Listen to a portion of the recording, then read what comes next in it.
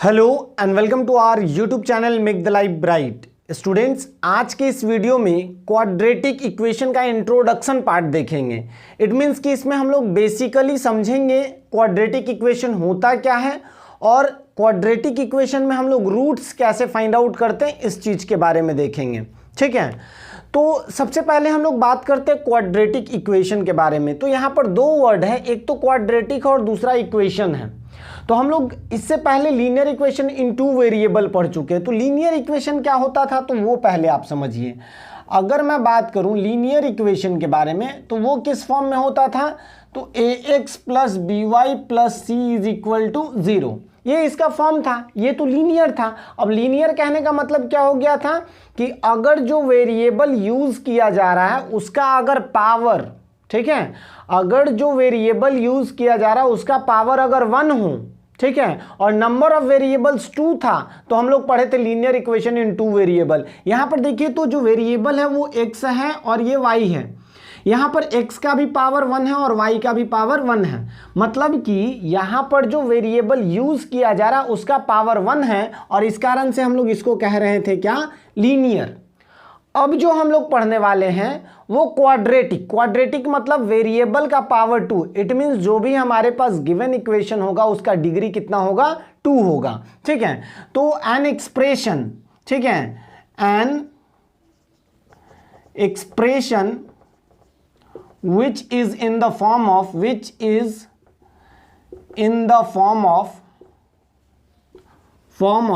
ax square plus b x plus c is equal to 0। ठीक है, जब तक हम इक्वल का साइन नहीं लगाएंगे तब तक हम इसको इक्वेशन कह नहीं सकते हैं। ठीक है, तो हम यहाँ इक्वेशन लगा दिए और देखिए यहाँ पर जो x जो कि वेरिएबल के फॉर्म में यूज किया जा रहा उसका पावर कितना, हाईएस्ट पावर कितना है, 2। इट मीन्स जो इक्वेशन दिया गया उसका डिग्री कितना है, 2 है। अब उसके बाद बात करते हैं कि क्या यही स्टेटमेंट हमारा क्वाड्रेटिक इक्वेशन को डिफाइन करेगा, तो नहीं। ठीक है, और क्या हमें लिखना पड़ेगा, an expression which is in the form of ax square plus b x plus c where a b and c are real number. ये तीनों क्या होंगे, रियल नंबर होंगे। कौन कौन, a b और c, ये तीनों क्या हो जाएंगे, रियल नंबर हो जाएंगे। रियल में क्या क्या, तो वो रेशनल भी हो सकते हैं और इरेशनल भी हो सकते हैं। ठीक है, एंड एक और condition, and a is not equal to 0। a का वैल्यू आप 0 मत रखिएगा, क्योंकि अगर यहां पर 0 अगर रख दे तो ये तो डिफाइन ही नहीं ना हो रहा है, ये ओवरऑल क्या हो जा रहा है, 0 हो जा रहा है। अगर वो 0 हो जा रहा है तो आप देखिए, एक मिनट आप समझने का प्रयास कीजिए। ठीक है, मैं अगर लिख दूं ax square plus b x plus c और यहां पर मैं ये कहूं कि a इज इक्वल टू 0, तो देखिए तो क्या हो जाएगा, 0 into x square plus b x plus c. अब ये देखिए तो ये ओवरऑल क्या हो गया, 0 हो गया। 0 हो गया तो बी एक्स प्लस सी, ये कैसा इक्वेशन बन गया। अब यहां पर अगर मैं इसको 0 के साथ इक्वेट भी कर दूं तो ये लीनियर के फॉर्म में आ गया, लीनियर के फॉर्म में आ गया। अगर एक चीज और यहां पर बात कीजिए, अगर ये 0 लिखा है तो हम 0 को हम कुछ भी लिख सकते हैं ना। 0 को हम ये भी तो लिख सकते हैं, 0 इंटू एक्स का एक्स का क्यूब भी लिख सकते हैं, ये भी तो 0 ही आएगा। 0 को आप 0 इंटू एक्स का पावर 4 भी लिख सकते हैं, ये भी 0 ही आएगा। आप याद करिए, एक 9th में पढ़े थे जीरो पॉलिनोमियल, जीरो पॉलिनोमियल। ठीक है, तो ये जीरो पॉलिनोमियल क्या होता है, तो जीरो पॉलिनोमियल 0 को ही कहा जाता है जीरो पॉलिनोमियल, और इसका डिग्री डिफाइन नहीं होता है, क्योंकि 0 को हम 0x भी लिख सकते हैं, 0x टू द पावर 2 भी लिख सकते हैं, 0x का क्यूब भी लिख सकते हैं। तो इसका जो है वो डिग्री डिफाइन नहीं होता है, डिग्री नॉट डिफाइन, इसका जो है डिग्री नॉट डिफाइन होता है। ठीक है, आई थिंक आपको ये समझ आ गया होगा कि वैसा एक्सप्रेशन जो ax square plus b x plus c is equal to 0 हो, जहां पर a b और c रियल नंबर हो, और तीसरा पॉइंट क्या, a is not equal to 0 हो। ठीक है, आई थिंक आपको ये चीज समझ आ गया होगा। चलिए इसके बाद हम लोग बात करते हैं, नेक्स्ट पॉइंट हमारे पास क्या है, रूट्स ऑफ क्वाड्रेटिक इक्वेशन। ठीक है, अब ये रूट्स क्या होता है, roots of quadratic equation, quadratic equation क्या कहलाएगा, ये रूट्स क्या होता है। तो देखिए, जो आप लीनियर इक्वेशन में x और x का जो वैल्यू, x और y का वैल्यू फाइंड आउट कर रहे थे, वो क्या था, वो रूट्स ही था।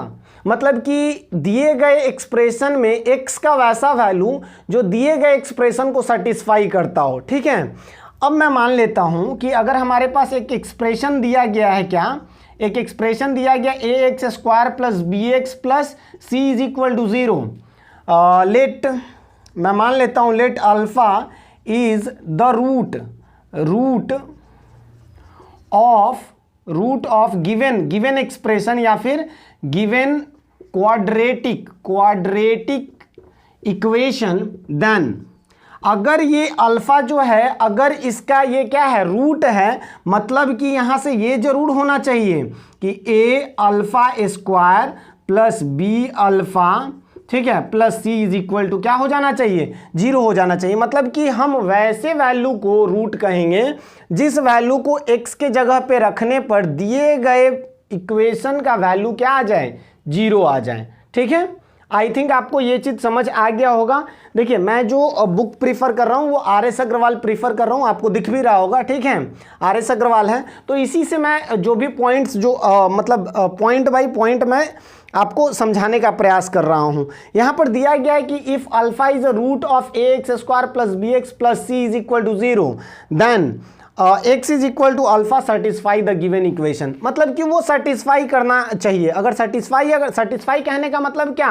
कि LHS is equal to RHS होना चाहिए। अगर LHS is equal to RHS नहीं हो तो हम उसको क्या कहेंगे कि दिए गए क्वाड्रेटिक इक्वेशन का अल्फा रूट्स नहीं है। ठीक है, आई थिंक आपको ये समझ आ गया होगा। चलिए इसे इरेज करते हैं और नेक्स्ट पॉइंट के बारे में बात करते हैं। फिर हम लोग और भी थोड़ा डिटेल में, मतलब थोड़ा सा लंबा जाएगा वीडियो, 25-30 मिनट का होगा, तो हम लोग डिटेल में थोड़ा आज की वीडियो में जानेंगे इसके बारे में। ठीक है, और जो क्वाड्रेटिक फार्मूला आता है जिसको श्रीधराचार्य फार्मूला या फिर रूल कहते हैं, वो भी हम लोग देखेंगे कि डी का वैल्यू कैसे फाइंड आउट किया जाता है, हाउ टू एक्सप्रेस या फिर हाउ टू डेराइव, इन सब चीज़ों के बारे में हम लोग बात करेंगे। ठीक है, तो चलिए आगे की ओर बढ़ते हैं। नेक्स्ट हमारा पॉइंट है, 1 मिनट रुक जाइए, मैं देख लेता हूं कि क्लियरली आप लोगों को दिख रहा है या नहीं। ओके, तो चलिए नेक्स्ट पॉइंट हम लोग देखते हैं। नेक्स्ट पॉइंट हमारे पास बुक में जो गिवन है वो क्या है,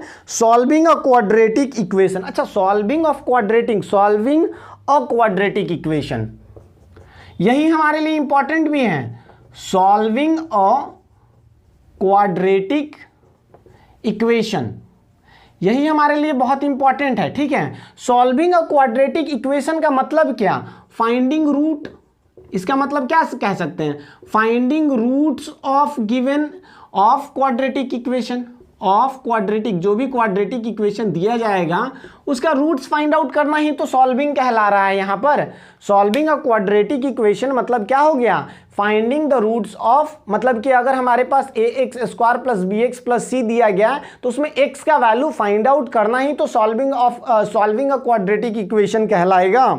ठीक है, तो ये चीज़ आई थिंक आपको समझ आ गया होगा। देखिए, थोड़ा बहुत अगर आप बात करें तो क्वाड्रेटिक इक्वेशन से रिगार्डिंग या फिर कहें कि क्वाड्रेटिक इक्वेशन से रिलेटेड कुछ हिस्ट्री भी दिया गया है। ठीक है, ब्रह्मगुप्ता के बारे में दिया गया है कि वो इस तरह के इक्वेशन को सॉल्व करना सबसे पहले बताएं। फिर बेबीलोनियंस के बारे में दिया गया है, तो हम लोग उतना के बारे में नहीं देखने वाले। हम लोग जो देखने वाले हैं वो हम लोग बात करेंगे श्रीधराचार्य के बारे में। ठीक है, हम लोग बात करेंगे किसके बारे में,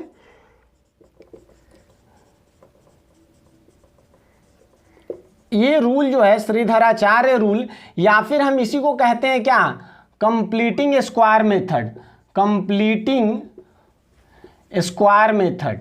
ठीक है, स्क्वायर मेथड, इसी को हम लोग कहते हैं कंप्लीटिंग स्क्वायर मेथड। तो हम लोग बात करने वाले हैं। ठीक है, इसी के बारे में बात करने वाले हैं। मतलब कि यहाँ पर रूल जो है वो कैसे फाइंड आउट होगा, इस चीज़ के बारे में बात करने वाले हैं। थोड़ा बहुत और हम लोग इससे पहले देखते हैं कि क्या है।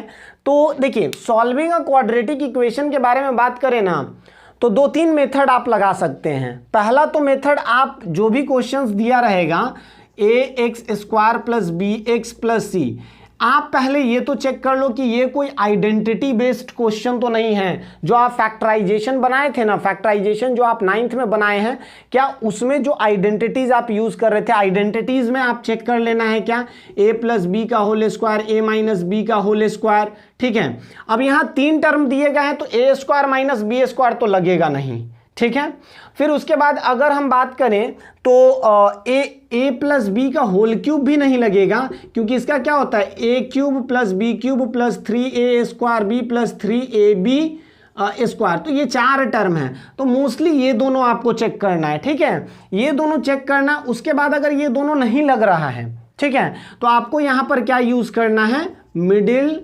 Term splitting method. ठीक है, स्प्लिटिंग मेथड आपको लगाना है, स्प्लिटिंग मेथड, जो कि आपका पहला जो एक्सरसाइज है वो इसी पर बेस्ड है, मिडिल टर्म स्प्लिटिंग मेथड पर ही बेस्ड है। ठीक है, और दूसरा जो हमारा मेथड होता है इसको सॉल्व करने का, वो क्या है, ये। ठीक है, मतलब यहां से हम लोग फिर श्रीधराचार्य रूल या फिर कहें कंप्लीटिंग स्क्वायर मेथड वाला यूज करेंगे। मतलब यहां पर हम लोग डी फाइंड आउट करते हैं, डी मतलब कि डिस्क्रिमिनेंट फाइंड आउट करके अल्फा और बीटा का वैल्यू फाइंड आउट करते हैं। ठीक है, खैर पहले हम लोग इसके बारे में थोड़ा बहुत बात करते हैं, फिर इसको डेराइव करेंगे और इससे रिलेटेड भी 1 या 2 क्वेश्चंस देखेंगे। मोस्टली एक क्वेश्चन मैं इससे करवा देता हूं, एक इससे करवा देता हूं, और ये जो फार्मूला है मतलब d is equal to b square minus 4ac, ये कैसे आता है, इन सब चीजों के बारे में हम लोग आज के इस वीडियो में देख लेते हैं। ठीक है, तो चलिए मैं इसे इरेज कर देता हूं, और ये स्प्लिटिंग मेथड जो है, मिडिल टर्म स्प्लिटिंग मेथड, उससे रिलेटेड मैं एक क्वेश्चंस आपको करवाता हूं कि कैसे हम लोगों को करना है मिडिल टर्म स्प्लिटिंग मेथड। देखिए, आपको अगर 9th में आप बहुत अच्छे से फैक्टराइजेशन कर चुके हैं तो फिर आपको मिडिल टर्म स्प्लिटिंग मेथड के कुछ क्वेश्चंस में प्रॉब्लम हो सकता है। मैं ये मान सकता हूं कि अगर एक्सरसाइज के आप आखिरी कुछ क्वेश्चंस बनाए तो वहां पर आपको प्रॉब्लम होगा। खैर वो भी मैं टोटल क्वेश्चंस करवाऊंगा, टेंशन नहीं लेना है। ठीक है, देखिए एक हमारे पास क्वेश्चन है क्या, एक मैं ले लेता हूं क्वेश्चन, क्या, just a minute, 6x square. ठीक है, 6x square minus x minus 2 is equal to 0। तो यहाँ पर देखिए, तो आप अगर ट्राई करें ना कि यहाँ पर a प्लस बी का होल स्क्वायर या a माइनस बी का होल स्क्वायर नहीं लग पा रहा है, ठीक है, तो आप यहाँ पर मिडिल टर्म स्प्लिटिंग मेथड लगाएंगे। मिडिल टर्म स्प्लिटिंग मेथड, तो ये दोनों क्या हो गया, फर्स्ट और आखिरी टर्म, पहले और आखिरी टर्म का प्रोडक्ट करते हैं तो माइनस 12x स्क्वायर आ जाएगा।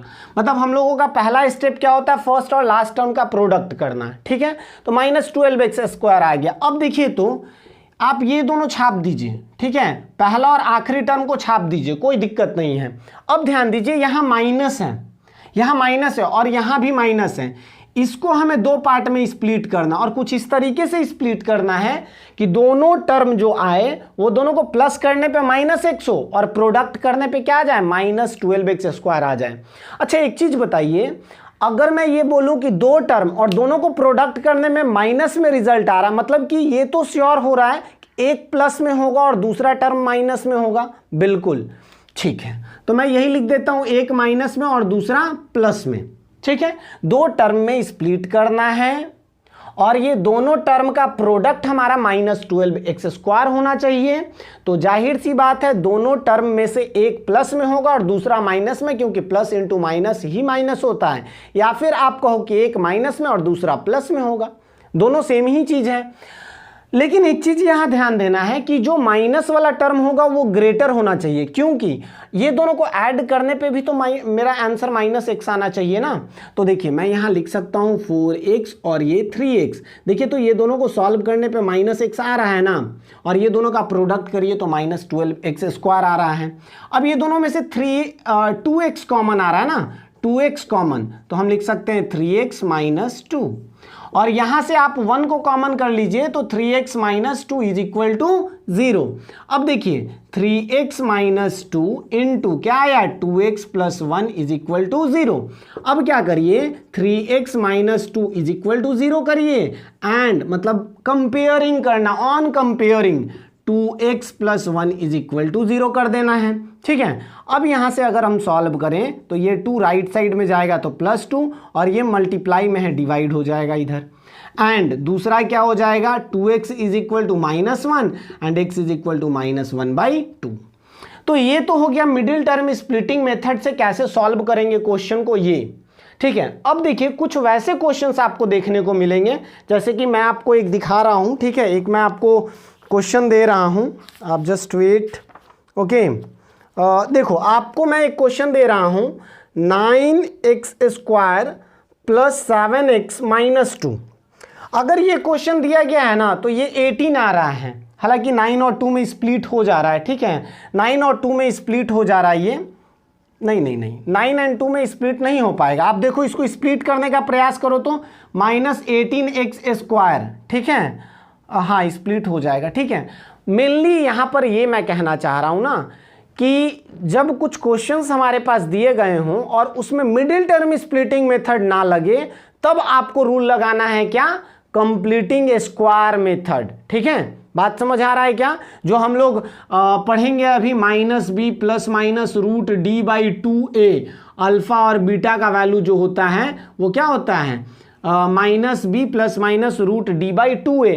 तो ये वाला जो फार्मूला हम लोग लगाएंगे ना, वो वैसे क्वेश्चन पे लगाएंगे जहां पर मिडिल टर्म स्प्लिटिंग मेथड नहीं लगता हो। आई थिंक आपको ये चीज समझ आ रहा होगा। चलिए इसको इरेज करते हैं और मिडिल टर्म स्प्लिटिंग मेथड में d का वैल्यू क्या होगा और क्या क्या होगा, सब चीज के बारे में हम लोग अभी थोड़ा देखते हैं। ठीक है,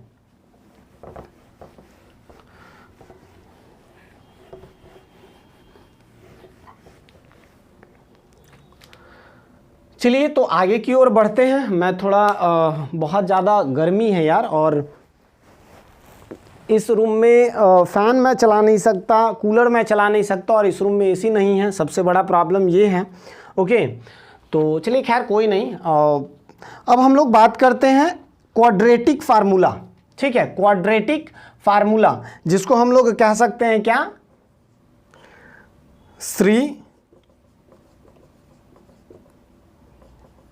श्रीधराचार्य रूल।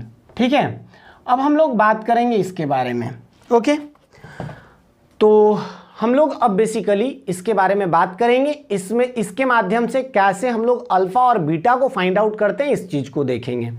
देखिए हमारे पास कोई भी अगर इक्वेशन दिया रहता, क्वाड्रेटिक इक्वेशन, वो किस फॉर्म में रहता है, ax² + bx + c = 0। ठीक है, अब यहां पर इसी को हम लोग क्या कहते हैं, कंप्लीटिंग स्क्वायर मेथड भी कहते हैं। इसी को हम लोग क्या कहते हैं, कंप्लीटिंग स्क्वायर मेथड भी कहते हैं। स्क्वायर मेथड मैं इससे पहले भी आपको बता चुका हूं ये चीज। ओके, तो कंप्लीटिंग मतलब कि ये कोई स्क्वायर के फॉर्म में नहीं आ रहा है, a + b का होल स्क्वायर, ऐसा कोई फॉर्म नहीं आ रहा, तो हम उस फॉर्म में अभी चेंज करने वाले हैं। ठीक है, देखिए मैं क्या लिख सकता हूं, इसको लिख सकता हूं क्या, ax², सारे को मैं ऑन डिवाइडिंग बाय a, अगर मैं a से सबको डिवाइड कर दूं तो क्या आएगा, x² + bx/a + c/a = 0। ठीक है, अब इसके बाद क्या करेंगे हम, c को अलग कर दीजिए। ठीक है, x² + bx/a = -c/a, और ये हम लोग क्या किए, ऑन डिवाइडिंग बाय a। ठीक है, हम इसको डिवाइड किए तो ऐसा फॉर्म आया, फिर c को हम उधर लेकर के चले गए। हमें क्योंकि इसको स्क्वायर के फॉर्म में, देखिए यहाँ bx था और यहाँ a है, लेकिन इसमें c था, इसलिए हम इसको अलग कर दिए, क्योंकि हमको ये बनाना है क्या, एक किसी a + b के होल स्क्वायर के फॉर्म में चेंज करना है। ठीक है, देखिए अब यहाँ ध्यान दीजिए, हम लोग क्या कर सकते हैं, x² + bx/a, और यहां पर अगर मैं लिख दूं b/2a का होल स्क्वायर, मतलब मैं ये ऐड कर रहा हूं दोनों साइड में, ऐसा नहीं कि इधर भी मुझे करना है वही काम, b/2a का होल स्क्वायर, यही मैं इधर भी करूंगा। अब देखो तो आप ध्यान दो, ये x² + bx/a और ये ba²/4a, ये किस फॉर्म में है, ये आप देख पाएंगे कि ये x + b/2a के होल स्क्वायर है, ये वाला। आप एक बार इसको चेंज कर लो, x² + इसका अगर स्क्वायर करें तो बी स्क्वायर बाई 4a, या फिर आप क्या लिख सकते हैं इसको b बाई 2a का होल स्क्वायर, ठीक है। और आप क्या लिख सकते हैं आगे 2 into x into b by 2a, इससे ये कैंसिल हो जाएगा तो bx बाई, ये x को अगर इधर लिख दे तो bx बाई a, तो यही चीज़ है ना। तो मैं क्या किया हूँ, मैं बस क्या किया, इसको यहाँ पर कुछ ऐड कर दिया, b बाई 2a का होल स्क्वायर ऐड करने पर ये स्क्वायर के फॉर्म में आ गया, और वही चीज़ मुझे करना भी था, ठीक है। तो ये चीज़ हमारे पास आ गया। अब मुझे इजी वे में सॉल्व करना है, बस ज़्यादा मेहनत नहीं अब करना है मुझे। ये आ गया, अब इसको आप सॉल्व कर दो। ये क्या minus c by a plus गया, ओके, एक मिनट, ये प्लस हो गया। उसके बाद इसको अगर आप ब्रेक करेंगे तो क्या हो जाएगा, b a square by 4a square, ठीक है। अब आगे की ओर बढ़िए, यहाँ से हमें तो x का वैल्यू फाइंड आउट करना है, तो अगर ये स्क्वायर है, इसको अगर मैं राइट साइड में लेकर के चले जाऊँ तो हमारा काम हो जाएगा, क्योंकि x एकदम से सेपरेट हो जाएगा, ओके। तो यहाँ पर x plus b by 2a का होल स्क्वायर अभी रहने देते हैं, क्योंकि इसको अभी सॉल्व करना है। 4a स्क्वायर एलसीएम आएगा, और यहाँ पर हमारा हो जाएगा 4ac, क्योंकि a से अगर डिवाइड करेंगे इसको तो 4a बचेगा, 4a से मल्टीप्लाई करेंगे तो minus 4ac plus B square, ठीक है। अब देखिए x plus b by 2a is equal to क्या होगा, ये स्क्वायर उधर लेकर जाएंगे तो हम इसको क्या, बी स्क्वायर को पहले लिख देते हैं minus 4ac divided by 4a square, ठीक है। अब आगे की ओर बढ़िए, यहां पर अगर मैं लिखूं x इज इक्वल टू ये वाला जो टर्म है b बाई 2a, इसको राइट साइड ले जाता हूं तो माइनस b बाई 2a, और ये क्या हो जाएगा, ये हमारा हो जाएगा plus minus root d by plus minus root d. इसी को हम लोग क्या मानेंगे, B square minus 4ac by 2a, ये d को, इसी को हम लोग d रिप्रेजेंट करेंगे आगे चल करके, तो ये हो जाएगा माइनस, ये एलसीएम ले लो आप, ये 2a, तो क्या हो जाएगा minus b plus minus root b square minus 4ac, ये x का वैल्यू आया, ठीक है। और यही तो हम लोग अभी फाइंड आउट करने वाले थे। मैं एक बार फिर से रिपीट कर रहा हूं, उसके बाद फिर इसके आगे की बी स्क्वायर माइनस 4ac को डिस्क्रिमिनेंट लिखेंगे, क्या करेंगे इसके बारे में हम लोग आगे बात करेंगे। मैं ये बोला कि हमारे पास क्वाड्रेटिक इक्वेशन होता है ax square plus b x plus c is equal to 0, और अगर जब हमारे पास क्वेश्चन ऐसा दिया रहे जो मिडिल टर्म स्प्लिटिंग से नहीं स्प्लिट हो पाए तो हम लोग क्या करेंगे, उसको कंप्लीटिंग स्क्वायर मेथड लगाएंगे। यहाँ पर b और a है, यहाँ c है, तो मैं ये ट्राई कर रहा हूँ कि c को अलग करके कुछ ऐसा ऐड किया जाए जिससे ये दोनों और एक जो ऐड कर रहे हैं वो तीनों मिला करके एक स्क्वायर के फॉर्म में, किसी भी टर्म के स्क्वायर के फॉर्म में आ जाए। तो एक्स स्क्वायर इसको यहां रहने दिया और इसको बाहर लेकर के, मतलब राइट साइड लेकर के चलेगा, माइनस सी बाई ए हो गया। अब क्या कर रहे हैं हम लोग, एक्स स्क्वायर ये बी एक्स बाई ए, ठीक है, ये क्या है बी एक्स बाई ए, और ये टर्म हम लोग ऐड कर दे रहे हैं, b बाई 2a का होल स्क्वायर ऐड कर रहे हैं, और इधर भी अब देखिए एक साइड में इक्वेशन में कोई भी चीज़ अगर दोनों साइड में ऐड करते हैं तो इक्वेशन में कोई फर्क नहीं पड़ता है, तो मैं दोनों साइड में ऐड कर दिया। इसके बाद फर्दर मैं इसको सॉल्व किया तो b square by 4a square, 4a square का एलसीएम लिया तो minus 4ac plus B square, और इसको जैसा था ये देखिए ये वाला एक x plus b by 2a का होल स्क्वायर के फॉर्म में आ गया, वही कंप्लीटिंग स्क्वायर मेथड कंप्लीट हमें करना था स्क्वायर के फॉर्म में। अब यहाँ से स्क्वायर को इधर ले गए तो ये रूट में आ गया, तो b square minus b square को मैं पहले लिख दिया हूँ, इसको बाद में लिखा हूँ। इसको स्प्लिट किया तो ये आ गया b root under b square minus 4ac divided by 2a, और ये प्लस में था तो इधर गया तो माइनस में हो गया, ठीक है। अब इसको हम सॉल्व किया एलसीएम लेकर के तो minus b plus minus root d by 2a, ठीक है। अब यहाँ से आगे की ओर बढ़ते हैं, इसी को हम लोग क्या कहें, इसी को हम लोग कहें, इसी को कहा गया क्या, श्रीधराचार्य रूल या फिर कंप्लीटिंग स्क्वायर मेथड या फिर क्वाड्रेटिक फार्मूला, जो भी आप कहें इसको, ठीक है। और ये जो है ये d को डिस्क्रिमिनेंट, ये जो है ना d, यहाँ पर क्या यूज़ करेंगे, d is equal to b square minus 4ac, ठीक है, d is equal to b square minus 4ac। अब एक चीज़ थोड़ा और ध्यान यहाँ देना है हम लोगों को, क्या ध्यान देना है, तो इस चीज़ को हम लोग समझते हैं। अगर d यहाँ पर अगर लगा दे तो x is equal to minus b plus minus root d by 2a होगा, मतलब कि अगर अल्फ़ा के बारे में बात करें तो plus b plus root d by 2a, और बीटा के बारे में बात करें तो minus b minus root d by 2a, ये फार्मूला आएगा। अब देखिए तो d का अलग अलग कंडीशन के लिए ये अलग अलग वैल्यू आएगा। कैसे, तो मैं ये चीज़ आपको समझाता हूँ, थोड़ा सा मैं इरेज करता हूँ। हालांकि ये जो रूल है इसका एक प्रॉपर वीडियो भी मैं आपको प्रोवाइड कर दूंगा, ठीक है, जिसमें आप प्रॉपरली इससे रिलेटेड कैसे डेरिवेशंस होगा वो प्रॉपर मतलब एक सेपरेट वीडियो मैं कह रहा हूँ, ठीक है।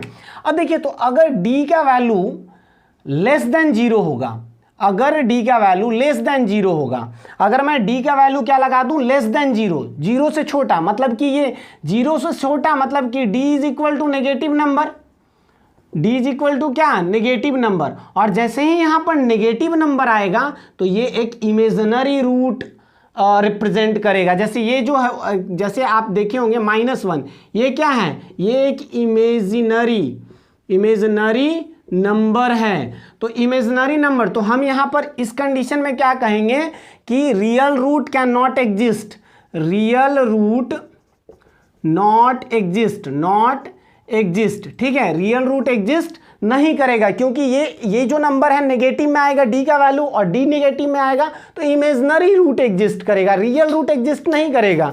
रियल रूट कहने का मतलब क्या हो गया, रियल रूट मतलब कि रेशनल या फिर इरेशनल नंबर के फॉर्म में। लेकिन यहां पर अगर पावर जो रूट है उसके अंदर अगर नेगेटिव आ जाए तो वो इरेशनल भी नहीं है, वो इमेजिनरी है, ठीक है।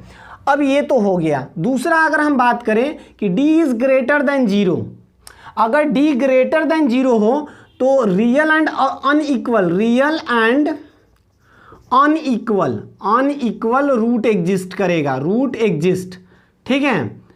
रियल एंड ये अगर d जो है, d हमारा ग्रेटर देन 0 होगा तो यहाँ पर कुछ ना कुछ तो वैल्यू होगा ना, यहाँ कुछ भी वैल्यू होगा, मान लो √1 ही होगा, तो यहाँ √1, ये प्लस में √1, यहाँ माइनस में √1, तो रियल रूट तो एग्जिस्ट करेगा लेकिन वो अलग अलग होगा। लेकिन तीसरा कंडीशन क्या है, when d is equal to 0, अगर d का वैल्यू 0 हो तो ये खत्म, ये भी खत्म, तो +0 लिखिए या -0 लिखिए, तो यहां पर क्या हो जाएगा, रियल एंड इक्वल रूट, यहां पर क्या हो जाएगा, real and equal root exist, ठीक है। तो ये चीज आप लोगों को कई क्वेश्चंस में पूछा जाएगा कि आप बताइए कि रूट एग्जिस्ट कर रहा है तो कैसा रूट एग्जिस्ट कर रहा है, तो आप d फाइंड आउट करिए, d का प्रॉपर्टी देखिए कि d ग्रेटर देन 0 है, लेस देन 0 इक्वल टू 0 है, उसके आधार पर आप कह सकते हैं अगर लेस देन 0 हो तो real root not exist, d अगर ग्रेटर देन 0 है तो कहेंगे कि real and unequal root exist, और d इज इक्वल टू 0 हो तो real and equal root exist, ऐसा करके यहाँ अनइक्वल है, ये इक्वल रूट एग्जिस्ट है, ठीक है। आई थिंक आपको बेसिक समझ आया होगा, ओके। तो हम लोग अब नेक्स्ट वीडियो में इससे रिलेटेड क्वेश्चंस देखेंगे। पहले तो इस चैप्टर का पहला एक्सरसाइज जिसमें मिडिल टर्म स्प्लिटिंग मेथड से कुछ क्वेश्चंस दिए गए हैं वो करेंगे, और फिर हम लोग क्वाड्रेटिक फार्मूला या फिर कहें कि कंप्लीटिंग स्क्वायर मेथड ये वाला लगा करके क्वेश्चंस को बनाने का प्रयास करेंगे। तो चलिए हम लोग नेक्स्ट वीडियो में मिलते हैं, तब तक के लिए गुड बाय, जय हिंद।